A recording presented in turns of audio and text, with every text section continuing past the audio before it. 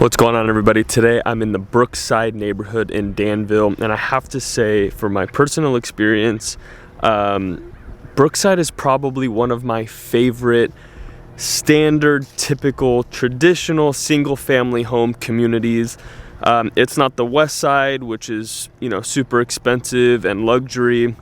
It's not Black Hawk Country Club, which is a gated country club atmosphere. It's just your standard family-oriented neighborhood. And the reason I like Brookside so much is because of its proximity to the 680 freeway.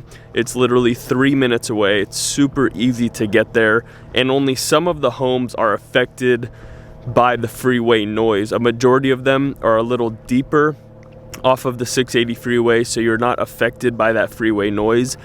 And the schooling that's around here is super close. So you have the middle school, Charlotte Wood Middle School, which is zoned for this community, and it's actually just in front of me here, so it's very close by. It's a walking distance or a short bike ride away. Of course, a lot of people drive, but just as far as proximity goes, that's how close it is. And then you also have John Baldwin Elementary School, which is a little further away, but still a short walk or bike ride away. So super convenient. As far as high school goes, San Ramon Valley High School is the school that is zoned for the Brookside neighborhood. And if your kids are in high school and they like riding their bike, it's definitely an easy bike ride. If you're driving car, you're probably 5 to 10 minutes away, depending on school traffic. So as far as homes go in the Brookside community, you're looking at mid-60s built. And then as far as size goes, you're somewhere in that low 2,000 square foot range, all the way up to some of the homes are now 3,500, 4,000 square feet, but they were not built that way. Brookside has, as of recent, been a place for investors and or new homeowners who live here to fully redevelop the properties. There's not a ton of them like the West Side has, but there are several that are popping up. So those larger homes are most definitely homes that investors have built or current homeowners have expanded and redeveloped themselves. So the traditional mid-60s built home here that you're going to get is going to be in that low 2,000s to 2,500, 2,700 square foot range, somewhere in there. So as far as pricing goes in the Brookside community, right now you're looking at around 1.7 million on the low end for a 2,000, 2,200 square foot house that has had some remodeling done on the inside, but not a ton, all the way up to 2.2, 2.5 million for 2,500, 2,700 square feet, fully remodeled inside and out, gorgeous. And the lot sizes in Brookside are amazing too. You're looking at somewhere between the 12,000 and 18,000 square foot range, give or take. So tons of room in the backyard for ADUs, for pool redevelopments, for outdoor barbecue places, bocce ball courts, in some cases like a half-court basketball court. So I really love the opportunity that the lot sizes give you here, as well as the option to redevelop a property if you're going to add square footage, like I said, add an ADU, or fully redevelop the hardscape and landscape in the front and backyards to really customize it. You don't really have that option in some neighborhoods where the lot sizes are 6,000, 7,000 square feet, but at this size, you can really do anything you could possibly want without it being a massive estate on, a ton of square footage. The other great thing I like about Brookside is the park I'm standing in right now talking to you from. This is Osage Station Park. It is a huge park. We've got 1, 2, 3, 4 baseball diamonds. I don't know how many acres worth of grass area. An awesome play structure with 3 separate structures. Barbecue pits, picnic tables, bathrooms, and a walking trail that takes you all the way around. And a ton of homes border this park. So if you're living in one of these homes, you're a 10-second walk to the park.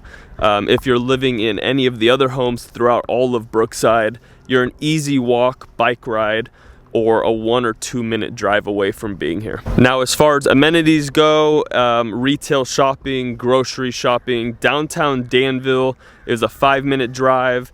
You have Lucky Supermarket, 4 or 5 minute drive.